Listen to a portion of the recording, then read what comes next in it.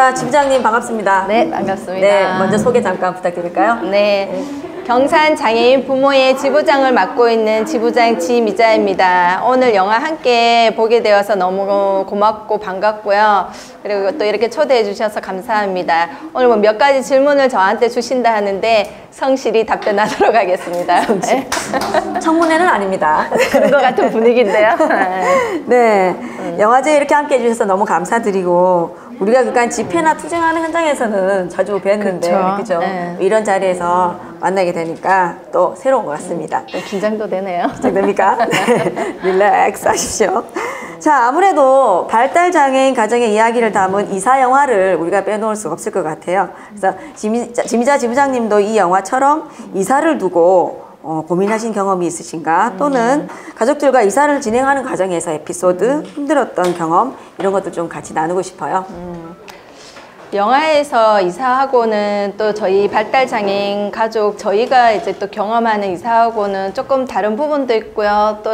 때로는 같은 부분이 있는데 앞에 영화에서 이사를 하는 부분에서 실은 우리가 일반적이지 않는 그런 고민들을 함께 이렇게 봤을 거예요. 왜냐하면 이사를 하면은 보통 비장애 가정에서는 뭐 그 부모님의 직장 그리고 경제적인 상황 뭐 이런 것들을 고려를 하는데 저희는 이제 발달장애 자녀가 있다 보니까 그 아이가 지역사회에서 살아갈 수 있는 곳 이런 것들을 많이 염두해 둬야 되고 성인이 되는 자녀를 혼자 두고 갈 수 없기 때문에 같이 동행해야 되는 부분에서 같이 생활해야 되는 문화가 너무 다른 거예요. 그래서 고민이 많은데 그 경산에 우리 부모의 회원 중에서 겪었는 이제 영화랑은 조금 다른 사연의 이사가 있는데 제가 그거 하나 얘기를 드리고 싶었는데 최근에 아파트에 살게 되면 층간소음이라고 때문에 이런 사건 사고들이 많이 있잖아요. 근데 장애인 가족들 중에서도 특히나 발달장애 그 학년기에 있는 친구들은 움직임이나 이렇게 소리가 굉장히 많이 이렇게 나는 편이에요. 근데 이분이 처음 아파트에 살던 곳은 8층이었는데 아래층에서 밤마다 아이가 움직일 때마다 쿵쾅쿵쾅 거린다는 층간소음 때문에 이게 민원이 들어가기 시작한 거예요. 근데 이 민원이라는 게 그냥 단순 민원이 아니라서 정말 국토부에서 와가지고 층간소음에 그 소음 측정까지 했었는데 그런데도 불구하고 이웃 간의 이 층간소음 때문에 이사를 하게 된 거예요. 근데 그 다음에 이사한 곳은 층간소음을 이제 벗어나고자 1층인 아파트로 이사를 했는데 이게 정말 층간소음 때문일까 아니면 장애에 대한 편견일까 이런 고민을 하는 게 1층이니까 아래층이 없잖아요. 근데 층간소음 때문에 또 민원이 들어왔어요. 뭐냐 하면은 5층에서 민원이 들어왔어요. 바로 위층도 아니고. 그래서 우리는 이 같은 이웃이 그냥 정말 층간소음이 아니라 장애인 가족이 함께 사는 것 자체를 거부한다 이런 이제 고민들을 많이 해서 저희가 그 민원으로 인해서 싸우면서 많은 상처를 많이 받았거든요. 그리고 저는 또 저희 아이를 데리고 이사를 할 때마다 고민하는 부분들이 이거랑 같은 거예요.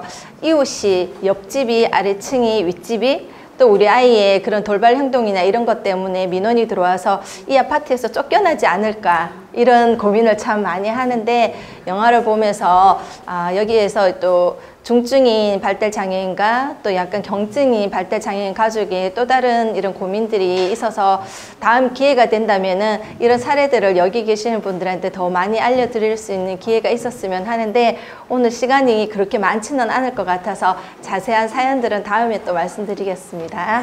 네, 말씀 감사합니다. 비장애와 장애인 함께 공동체에서 살아간다는 것이 우리 사회의 인식 구조 개선이 정말 필요한 것이고 그렇죠. 그리고 우리가 왜 아까 첫 번째 우리 영화 봤듯이 그 편견이 사회 편견이 얼마나 우리에 만연해 있고 그리고 그 차이가 차별이 되지 않게 하기 위한 우리의 생각들은 어떻게 좀 더 발전돼야 될까 이런 데 상당히 고민을 많이 해야 될 부분인 것 같습니다. 그렇죠. 네. 자, 말씀 고맙고요. 자, 영화 이사에서 보면은 발달장애 자녀를 둔 엄마 남실이 언젠가는 원하는 공간에 예쁘고 조용한 시골 마을에 이사할 수 있기를 정말 응원하게 되는 것 같아요. 뭐 결말은 지금 나지 않았지만 과연 저 가족이 이사를 했을까? 이런 딱 그런 생각이 남기게 하고 막 여운을 남기기도 하는데요. 그러면서 문득 우리 이야기 손님 오신 우리 지부장님 모시길 참 잘했다 이 생각도 들면서 평소에 우리 지부장님 보면 멋쟁이잖아요. 예, 멋쟁이 지부장님을 통합니다. 근데 이 장애를 둔 엄마 지미자가 아니고 오롯이 멋쟁이 지미자를 우리가 응원하고 싶은 마음에서 또 보는데 얼마 전에 삭발하셨죠. 네. 그런 자기의 어떤 스타일 이런 멋을 뒤에 접고 삭발하신 계기 그리고 배경 심정이 어땠는지도 한번 여쭤보고 싶습니다. 지금 아까 영화에서 나오는 어머님이 실은 우리 서울에서 저랑 같이 투쟁하시는 부모 회원분이신데 이 어머님이 그 영화 감독이죠. 그 따님한테 엄마가 이래서 투쟁을 하고 있잖아. 이 말이 참 와닿은 게 그 가정에 장애가 있는 발달 장애가 있으면은 그 가족이 모두 다 책임져야 된다는 이런 생각들 때문에 특히 비장애 형제 자매들이 굉장히 이렇게 자라나면서부터도 갖는 부담감이 굉장히 많이 있거든요. 그리고 저 또한도 제가 아까도 소개할 때는 경사시 장애인 부모의 지부장 지미자입니다 이렇게 소개했는데 간혹 어디 가면은 저를 소개할 때 수식어가 굉장히 길어요. 저는 49살이고 여자이고 경산에 살고 있고 장애아이만 키우는 게 아니라 비장애 그 자녀를 가진 엄마입니다. 또 그리고 경산에 있는 장애 단체를 이끌고 있는 지부장이기도 하고 이런 것처럼 저도 제 생활이 있거든요. 그래서 사회자님이 질문했던 것처럼 얼마 전에 올 4월이거든요. 그 장애인의 날 때 서울에서 삭발시위를 했는데 그전에는 머리가 이렇게 한 이 정도 길었던 걸로 다들 기억하실 거예요. 근데 머리를 삭발하면서 그런 생각을 했어요. 우리가 그날 당일날 청와대 앞에서 한 500명이 넘는 사람들이 동시에 삭발을 했는데 이 삭발을 한다고 달라지는 게 과연 있을까? 우리가 장애인 관련해서 투쟁을 하면은 진짜 이게 10년에 한 걸음을 나갈 수 있는 것 같아요. 그만큼 이 투쟁을 해도 세상은 달라지는데 너무나 느린데 만약에 이 노력조차 안 한다면은 10년 뒤에 한 걸음 한 계단을 올라가는 게 아니라 오히려 후퇴해야 되고 뒷걸음쳐야 되고 계단을 내려가야 된다고 생각하기 때문에 지금 당장 제가 뭐 투쟁을 해서 우리 아이의 삶이 달라지는 것보다가 그 다음에 또 이런 저처럼 아픔을 가지는 장애인 부모가 조금은 덜 힘들었으면 하는 마음에서 삭발도 하고 투쟁도 하고 그랬던 것 같습니다. 네. 그 이사 영화를 보면서 돌봄이나 생존의 문제가 전적으로 사실 우리 가족과 당사자에게 모두 이제 미루어져 있는 것 같아요. 이런 게 국가 책임제를 우리가 늘 요구하고 그리고 발달장애 국가 책임제 요구하고 수년째 또 싸우고 있단 말이죠. 이런 싸우고 있는 가운데에서 발달장애 가정이 겪는 진짜 리얼한 현실 이런 얘기 한번 너무 가슴 아프고 힘든 부분이긴 하나 그런 것도 한번 말씀 한번 여쭈고 싶고 뭐 금방 삭발하시는 이유 거리에서 싸우는 이유도 잠깐 말씀하셨지만 정말 우리 가정이 겪는 현실이 어떤 걸까 우리 같이 공유해 봤으면 좋겠다는 생각이 들었어요. 네. 돌봄 저희가 그 발달장애인 국가 책임제 도입을 위해서 투쟁을 하고 있는데 실은 이제 누군가가 이러더라고요. 발달장애인 24시간 국가 책임제 도입을 투쟁을 하는데 그럼 국가에서 24시간 발달장애인을 책임지면 너희 부모는 뭐 하려고? 저한테 이렇게 묻는 분들이 계세요. 근데 저희가 이렇게 투쟁하는 거는 저희 사후에 장애를 가진 자녀가 이 사회에서 오롯이 혼자서 행복한 삶을 살아갈 수 있게 하기 위한 기반을 마련하는 거지 지금 당장 우리가 모든 부모로서 가져야 되는 책임과 의무를 다 버리고 우리 자식들을 또 발달장애인을 국가에서 다 책임져라 이런 말은 아니거든요. 그리고 이제는 사회적인 인식이 많이 개선이 되고 또 문재인 정부가 들어오면서 그 치매 노인 뭐 국가 책임제 도입은 아마 일정 부분 많이 되어서 그 전국에 그 치매 어르신들을 위한 센터들이 굉장히 많이 생겼어요. 근데 그전에는 우리나라가 또 전 세계가 부모님이 예를 들어서 치매가 걸리면은 가족 중에 누군가가 또 그 가족 모두가 아마 희생 아닌 희생을 했던 것 같아요.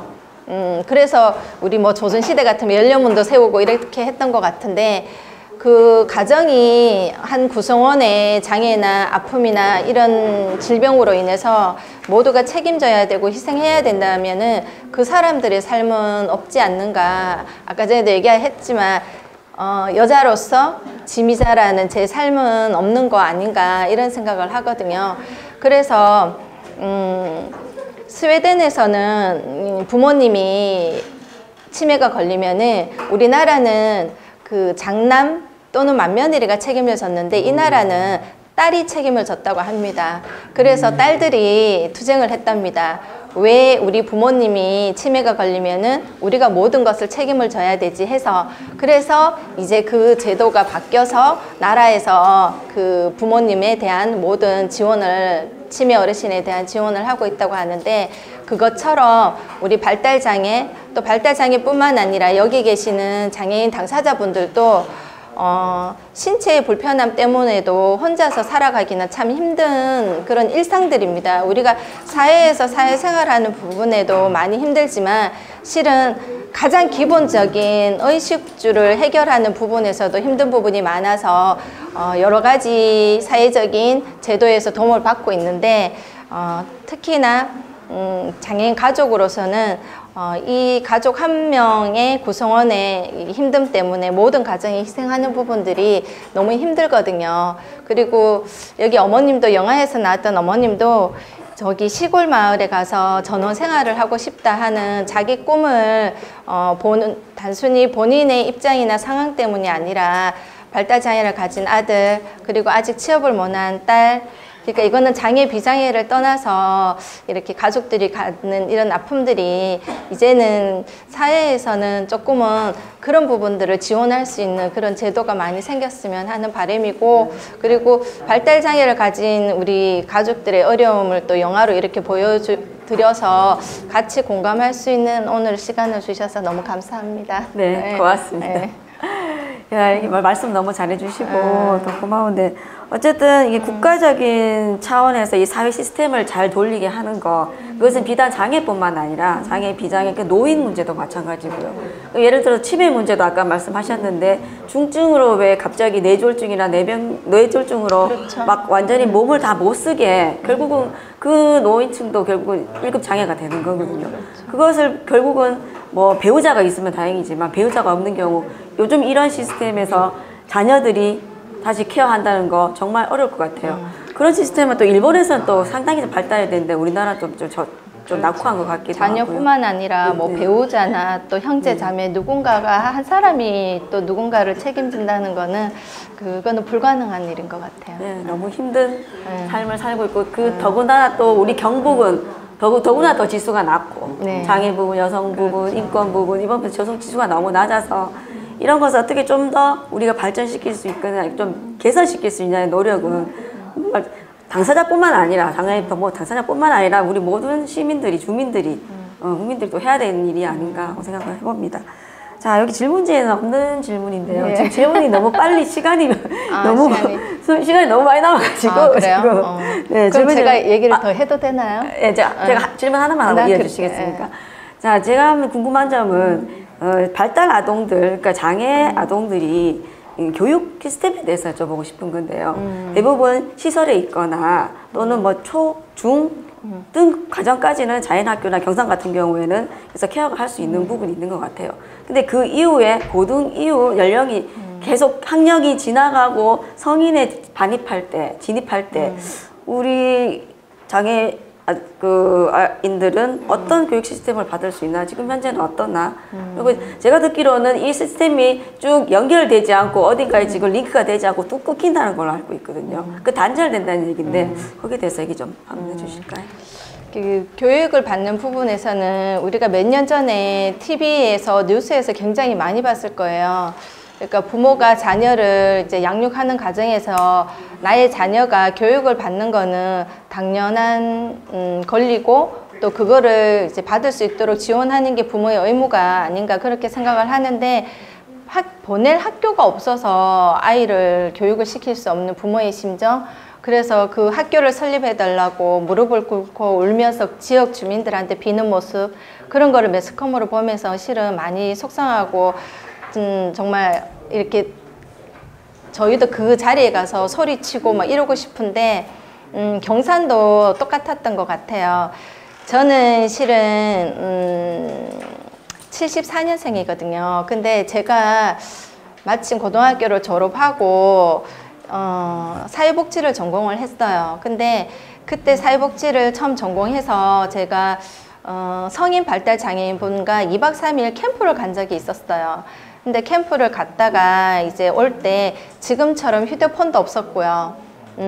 그리고 제가 운전도 안 할 때고, 그때는 버스를 타고 이제 마지막 저희가 2박 3일 일정에서 보호자분한테 이 당사자분을 인수인계하는 것까지가 제가 그날 이제 해야 되는 일이었는데, 그때 저는 그분과 정말 2박 3일 동안 힘들었지만 즐거운 시간을 보냈고, 그리고 이분을 어머님하고 통화를 해서 이제 버스를 타고 골목골목 찾아서 이제 이분을 인수인계하는 과정에서 조금 기대를 했었어요. 뭐냐면은 그래도 긴 시간 이제 자녀와 떨어져 있었고, 또 그 자녀를 돌봐줬던 제가 가면 자녀를 반가워하고 또 돌봐줬던 저한테 고마워할 거라고 생각을 했어요.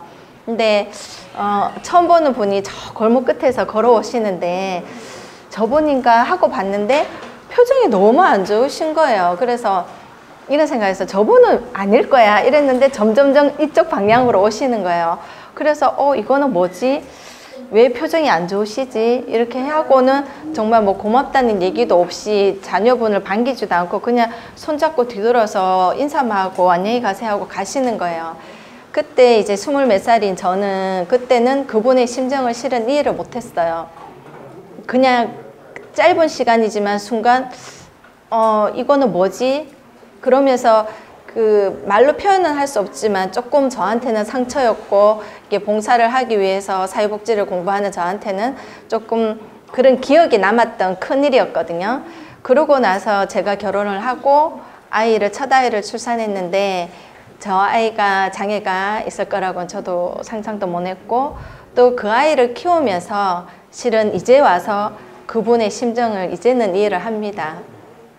그게 어떤 부분이냐 하면은 저는 그때는 사회복지사 선생님으로서 2박 3일 동안 그분의 자녀를 돌봤지만, 어머님은 20살이 넘는 자녀를 키우면서 고작 그 많은 시간 중에 2박 3일 자녀를 떼어놨다고 해서 그분이 그 자녀를 키우면서 가지고 있는 삶의 무게, 그리고 양육의 스트레스, 이런 것들을 조금도 줄일 수가 없었던 거예요.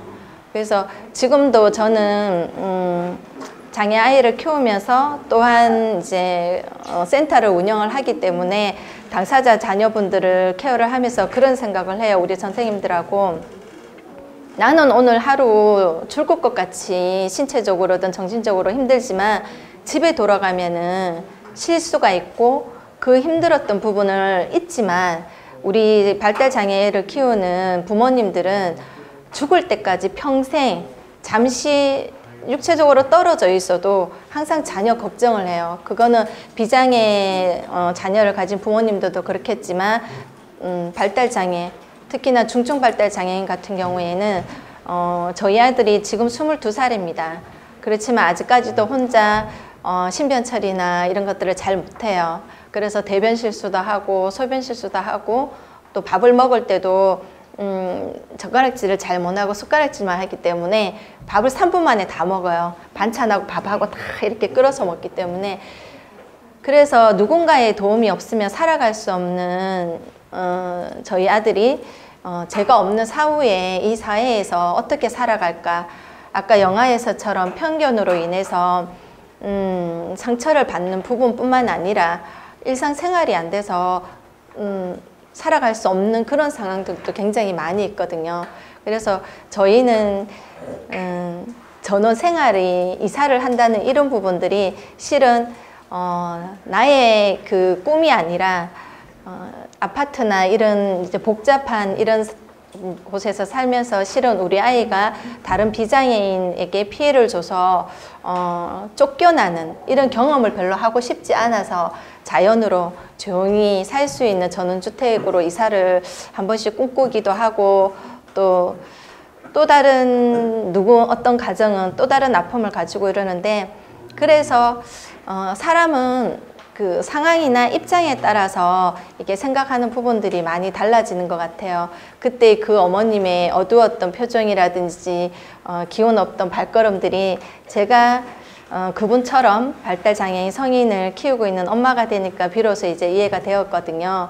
그래서 우리가 지역사회에서도 보면은 그런 거 있잖아요. 예전에는 장애 체험 이렇게 해서 뭐 휠체어 타는 것도 해보고 또 눈을 뭐 안대를 해서 이렇게 뭐 여러 가지 체험 같은 걸 했는데 아무리 체험을 해도 당사자, 특히 또 장애인 가족의 입장은 100% 이해하는 거는 정말 불가능할 거라고 생각을 하고요.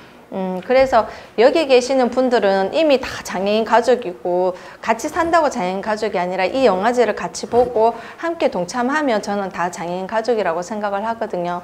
그래서 실은 이 자리에 계시는 분 보다가는 실은 다른 분들이 이런 영화를 좀 많이 봤으면 하고요. 그래서 좀 더 넓은 장소에서 코로나가 조금 더 안정이 되면은 많은 분들이 함께해서 이런 것들을 오늘 지금처럼 이렇게 공감할 수 있는 시간을 더 많이 가졌으면 하고요. 그리고 발달장애는 여기 계신 분들 중에서는 실은 발달장애를 가지신 분은 아마 안 계실 것 같아요. 그래서 발달장애의 가장 부모님들이 힘든 점을 하나 꼽으라 하면은 영화에서도 잠시 나왔어요. 그 사람은 태어나는 거는 순서가 있지만 죽음은 순서가 없다고 하잖아요. 그럼에도 불구하고 순리대로 한다면은 아까 전에 그 영화에 어머님이 그런 얘기를 하죠. 내가 너희보다가는 먼저 죽을 거 아니냐, 먼저 갈 거 아니냐 이런 얘기를 하는데 그 말이 우리한테는 가장 큰 힘듦이고 상처거든요. 그래서 발달장애 엄마들은 이런 얘기를 많이 해요. 우리 아이보다가 내가 하루만 더 살았으면 더 좋겠다 이런 얘기를 많이 하는데 투쟁을 하면서 제가 그런 말은 앞으로는 하지 말고 우리가 없는 사회에서도 우리 아이가 잘 살아갈 수 있는 사회를 만들자고 이렇게 얘기를 하는데 그 얘기를 왜 하냐면은 치매 어르신을 돌보는 며느리, 특히 아들, 딸, 자녀들이 대단하다고 막 상을 주고 우리가 막 이렇게 우러러 보잖아요. 근데 순리대로면은 실은 아프신 부모님은 우리보다가 먼저 떠날 수 있지만 장애를 가진 저희 자녀는 제가 죽을 때까지 죽는 그 순간까지도 우리 아이를 걱정하고 돌봐야 되는 돌봄에 대한 그런 무게감이 있기 때문에 내가 없는 세상에서 우리 아이가 받을 그런 많은 힘듦을 알기 때문에 이게 스트레스가 줄어들 수가 없어요. 무게감이 언제가 끝날 수 없는 숙제를 가지고 있다고 생각을 하시면 돼요. 여기 계시는 많은 남자분들 군대 가서 버티는 이유가 제대가 있기 때문에 버티시는 거잖아요. 그죠? 근데 저희는 제대도 없고 끝이 없어요. 그래서 내가 죽는 날까지라는 그 무게감이 발달장애를 가진 가족들의 가장 큰 숙제고 가장 큰 아픔이고 힘듦인 것 같아요. 너무 길었나요? 아니, 괜찮았습니다. 그 엄마라는 무게, 비장애든 장애든 그쵸. 엄마는 퇴근이 없습니다. 그렇죠. 엄마는 퇴근이 없죠. 네. 그런 돌봄이나 양육에 대한 이 부담이 비장애도 물론 있지만 장애를 가진 발달장애를 포함해서 모든 스펙트럼의 장애를 가진 어머님들한테는 이건 족쇄와 같이 있어서 이 무게는 우리가 감히 당사자가 아닌 다음에는 100% 이해한다는 건 정말 어려울 것 같아요. 그러니까 아까 영화에서도 보신 것 같이 이제 엄마의 무게도 무게인데 누나가 그러죠. 내가 동생을 임찬이를 내가 돌봐야 될 것 같은데 할 때 어머니가 딱 얘기하십니다. 그럼 국가가 책임지도록 하기 위해서 내가 투쟁하는 거야 라고 얘기하는 것처럼 우리의 일련 한마디 한마디가 과연 이게 큰 메아리가 되어가지고 정말 그게 우리가 원하는 정말 차이가 차별이 없는 우리가 너무 식상한 말이잖아요. 차이가 차별이 없지 이런 말이 진짜 실제에서 우리가 피부로 와닿는 그런 정책이 나오고 법안들이 나오고 시스템이 만들어졌으면 얼마나 좋을까 그런 생각을 한번 해봅니다. 예, 더는 이제 발달장애인 가정의 삶이 벼랑에 몰리지 않고 행복하게 함께 살 수 있는 그런 사회가 빨리 만들어졌으면 좋겠고요. 우리가 영화 하나를 더 봤죠. 삶이 회복이다. 삶이 회복이다 해서 보면 이 영화, 우리 이 드라마를 또 생각하지 않을 수 없어요. 우트도 영트도 우 아시죠? 네. 이상한 변호사 우영우. 근데 그 우영우의 실제 리얼 캐릭터는 사실 우리 실상에서 사실 상상할 수 없는 픽션이 허구죠, 허구 사실. 근데 그 영화에서 우리가 그래도 그 드라마에서 그나마는 우리가 그래도 우리가 좀 살만한 색상이야라고 생각하는 것은 그 주변 공동체. 주변에 있는 이웃들의 역할을 우리가 한번 볼 수 있는 그런 계기는 될 수 있을 것 같아요. 그래서 장애 가족이 좀 전엄하게 이웃과 함께 공동체와 함께 우리가 잘 살아가려면 또 어떤 또 우리 스텝들이 좀 있어야 되고 또 어떤 바람들이 있는지 어머니께 한번 지회장님께 여쭤보고 싶습니다. 그 우영우 영화에서 보면은 저희가 진짜 그 영화 보면서 실은 조금은 위로도 받고 또 때로는 너무 저희 입장에서 너무 허구라서 좀 그냥 재밌게 보는 드라마였는데 발달장애 특히 자폐 성향을 가지고 있는 우리 친구들은 그 우영우도 이렇게 보면 항상 제자리에 똑바로 이렇게 정리를 하고 또 김밥만 먹고 이러한 이렇게 작은 그런 거지만 우리 친구들 중에서도 특성이 이런 친구들이 있어요. 학교를 가는데 별거 아니지만 이 친구는 항상 자판기에 가서 그 캔 콜라를 하나 뽑아야지 학교를 가요. 근데 그 자판기가 고장이 나서 캔 하나를 못 뽑아요. 그러면은 학교를 안 가요. 그러니까 이런 것처럼 우리가 이렇게 큰 거에 막 힘든 거 보다가 일상생활에서 이런 자잘한 것들이 또 있고 그리고 또 이사하고 약간 또 연관 짓자면은 이사를 하고 싶어도 못하는 분들이 어떤 상황이냐면은 이게 항상 이렇게 갑자기 돌발 행동으로 밖에 도망을 가는 친구들이 굉장히 많아요. 근데 한 동네에서 오래 살다 보면 우영우에서처럼 착한 이웃분들이 굉장히 많으세요. 그래서 한 어머님이 이런 얘기를 하시더라고요. 나는 여기서 이사를 못 가. 왜냐하면은 우리 아들이 어디 가서 가게에 가서 갑자기 음료수를 가지고 오든 갑자기 우리 아이가 사라지고 이러면은 이웃들이 우리 아들을 다 알아. 그래서 우리 집에 우리 아이를 다 데려다 준대요. 찾으러 안 나가도. 그런데 이사를 가면은 새로운 이웃들이 우리 아이 장애에 대해서 이해가 어려울 거고 또 우리 아이가 그런 행동을 했을 때 정말 도와줄 사람이 있을까? 그래서 나는 이사를 못해. 이런 분들이 있으시거든요. 그래서 세상에 저는 나쁜 사람은 따로 정해져 있지 않다고 생각하거든요. 모든 사람은 다 좋은데 그 상황에 따라서 상대방한테 좋은 사람이 될 수도 있고 나쁜 사람이 될 수도 있다고 저는 그렇게 생각을 합니다. 그래서 우영우처럼 좋은 사람만 있어서 그 사회에서 잘 살아가는 게 아니라 그 왜 악역을 가끔 하는 배역도 있지 않습니까? 그죠? 그런 분들하고도 관계를 돈독하게 그리고 헤쳐나가는 게 오히려 우리 발달장애인 분들한테 당사자분들한테 필요한 삶이기 때문에 좋은 이웃만 있다고 해서 잘 살아가는 건 아니고요. 좋은 이웃과 더불어 편견 없는 사회, 그리고 배려 있는 그런 사회, 그리고 지역사회 안에서 우리 장애인분들이 이용할 수 있는 다양한 제도 이런 것들이 있어야만 살아가지 우영우처럼 좋은 이웃만 있어서 살아가기는 힘듭니다. 그럼에도 불구하고 그 드라마를 보고 많은 국민들이 웃기도 하고 울기도 하고 여러 에피소드를 보면서 저도 막 챙겨보고 했었었는데 아무튼 이 공동체 안에서 이웃이란 거 그 장애와 비장애가 함께 살 수 있다는 거 결국은 같이 발맞추어서 가는 거죠. 어떤 우리가 시의 측면으로 그 사회를 보거나 그 장애 당사자를 보거나 하는 것보다 우리가 그냥 같은 인간으로서 같이 하늘 아래 숨쉬고 같이 우리가 살아가는 삶의 공간 그 안에서 또 삶이 회복될 수 있도록 우리가 함께 노력하는 거 그런 것이 다 공동체의 역할이 아닌가 생각합니다. 그 영화에서 어머님이 이런 얘기 하셨잖아요. 따님한테 감독한테 돈으로 해결할 수 있는 부분이 아니라고 했던 부분이 뭐냐면은 지원이라는 게 제도가 필요하고 경제적인 지원도 필요하지만 그 대구 남구 쪽에서 제가 이런 네트워크를 하고 있는 걸로 알고 있거든요.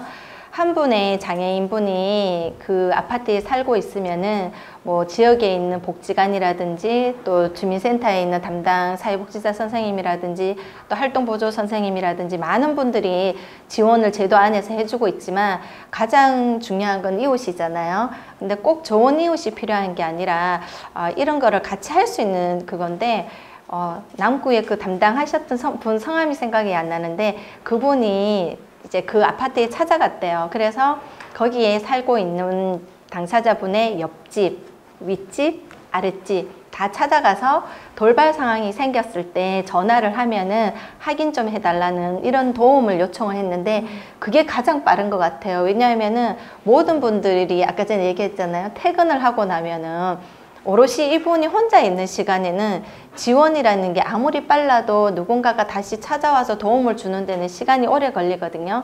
그래서 한 번씩 이렇게 갑자기 아플 수도 있고, 그렇죠? 그리고 급한 이제 신변 처리가 필요할 때도 있는데, 갑자기 전화 연락이 안 됐을 때 외부에서 멀리서 찾아오는 것보다는 바로 옆집에 사는 분이, 그렇죠. 그죠? 똑똑 배를 눌러서 문을 열고 가서 도움을 주는 게 가장 빠르지 않을까. 그래서 이런 이제 네트워크가 되는 지역 사회가 이웃이 있다면은 그래서 잘 살아가는 거지. 뭐 그런 것 같아요. 우영우에서처럼 우영우도 실제로 그 기사에서 보셨죠. 실제로 실존하는 인물이 있답니다. 그거를 모티브로 해서 만드는 그 드라마는 아닌데 저희 나라는 아니고 외국에 있대요. 정말로 이제 발달장애를 가지고 변호사 자격을 취득해서 그 변호사 일을 하고 계시는 분이 있다 하는데 그거는 세계에서 거의 1%에 가깝지 않나 이렇게 생각을 하고 0.1% 같은데요. 그렇죠. 네. 그리고 어머님이 이사를 할 때 그 자녀분에 대해서 굉장히 많이 걱정을 하고 또 감독인 누나가 너 혼자 살 수 있겠어? 아니면 누나랑 같이 살 수 있겠어? 이런 질문을 계속해서 반복해서 많이 하는데 나중에 엄마 아빠가 안 계시면 혼자 됐을 때는 누나랑 같이 살게 이런 얘기를 대답을 어렴풋이 하는데 실은 발달장애인 분들은 아까 참외 깎는 것도 그렇고 교육을 통해서 학습을 통해서 또 할 수 있는 부분들이 있어요. 그렇죠. 그러니까 편견이 발달장애인은 아무것도 못해. 아니면 또 반대로 우영우처럼 다 잘하는 거 아니야? 이렇게 오해를 하시는 분들이 많은데 그냥 제가 그냥 발달장애를 잘 모르는 분한테 설명을 하자면은 성인의 신체를 가지고 있지만 지능은 아이의 지능을 가지고 있다고 생각을 하시면 돼요. 저희 아들이 22살이지만 지능 검사를 하면은 한 3살 정도로 나오거든요.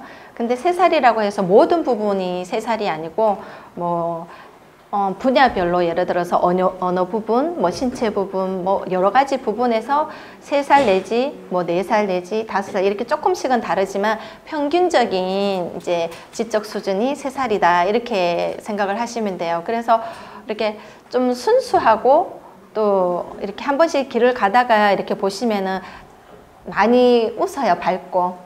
아까 주인공 친구인가요? 그 남동생도 그런데 그래서 저는 발달장애를 가지신 모든 분들이 어느 날 갑자기 독립을 하고 자립을 해서 혼자 사는 게 아니라 항상 준비를 좀 했으면 좋겠어요. 예, 가족들이 안 계실 때 나 혼자 살아가기 위해서 이렇게 친구도 이웃도 이렇게 만들어 가면서 또 혼자 요리를 하고 청소를 하고 이런 여러 가지 것들을 많이 좀 했으면 좋겠고요. 뭐 이 자리에서 성락원 얘기해도 되나요?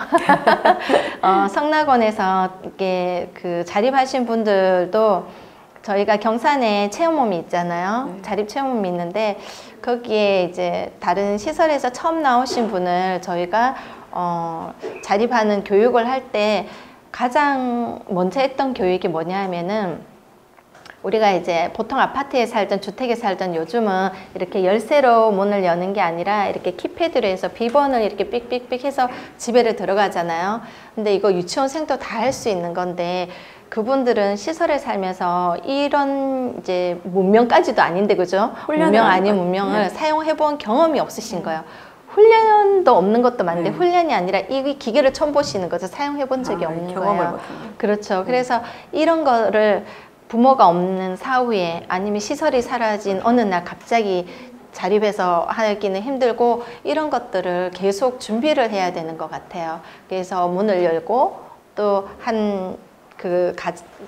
주택이라고 되어 있나요? 집에 들어가면은 그 공간에서 보통 비장애인들이 한 사람이 살아가면서 필요한 게 음식이잖아요. 요리를 해서 밥을 먹고 청소를 하고 이런 모든 것들. 그리고 내가 아플 때도 그냥 아픔을 참고 뭘 하는 게 아니라 내가 아플 때는 어디에 전화를 하고 어떻게 해야 되는 이런 정말 기본적인 일상생활이 가장 어떻게 보면 교육에서 중요하지 않을까 그런 생각을 하거든요.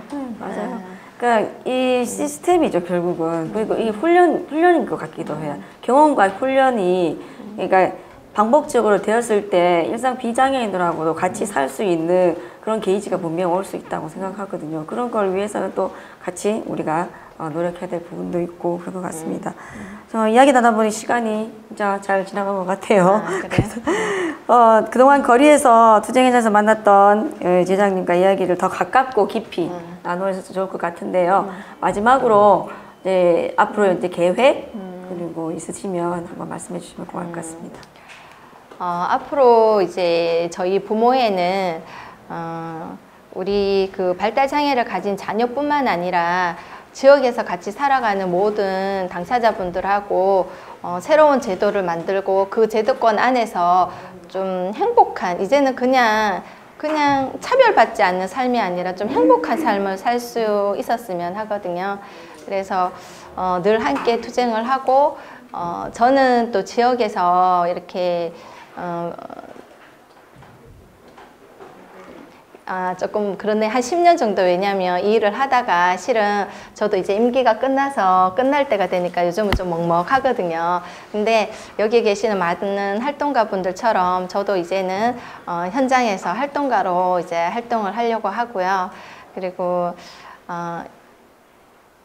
특수학교가 설립되는 과정에서도 그 매스컴에서뿐만 아니라 우리 경산에서도 특수학교 설립할 때 지역 주민들이 실은 반대를 해서 원래 지으려고 했던 특수학교 부지에서 저희가 실은 학교 설립을 못하고 쫓겨났었거든요.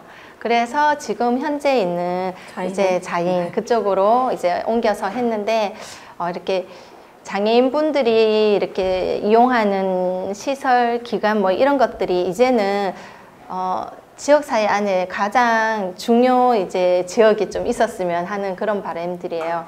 지금 오늘 영화제를 했던 이 장소도 실은 엘리베이터를 타고 올라오면서 그런 생각을 했어요. 제가 아까 조금 화가 나서 밖에서 막 이렇게 얘기를 했는데 엘리베이터에 저랑 같이 올라오신 휠체어 장애인분이 계세요. 그죠? 같이 올랐죠?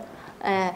근데 한 분밖에 못 올라오잖아요. 근데 지금 여기 여러 분이 계시는데 내려갈 때 제가 안 그래도 이렇게 대충 계산을 보니까 한 30분 넘게 걸리겠는 거예요. 거기에다 이 건물에 있는 또 다른 이용자분들이, 시민분들이 계시면 1시간도 걸릴 것 같은 거예요. 그래서 이런 시설적인 부분도 저희가 이제는 좀 더 쾌적하고 좀 그런 공간에서 좀 하는 게 이제는 차별받지 않는 게 행복한 게 아니라 정말 행복해야지 그냥 차별받지 않는 거라고 좀 아이러니하긴 한데 그런 것 같습니다. 그래서 앞으로는 행복한 삶을 함께 살아가기 위해서 지역사회 안에서 함께 하도록 하겠습니다.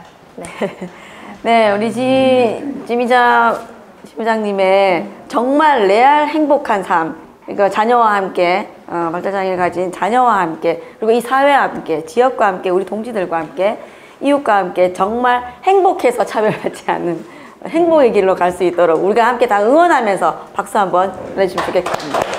감사합니다. 고맙습니다.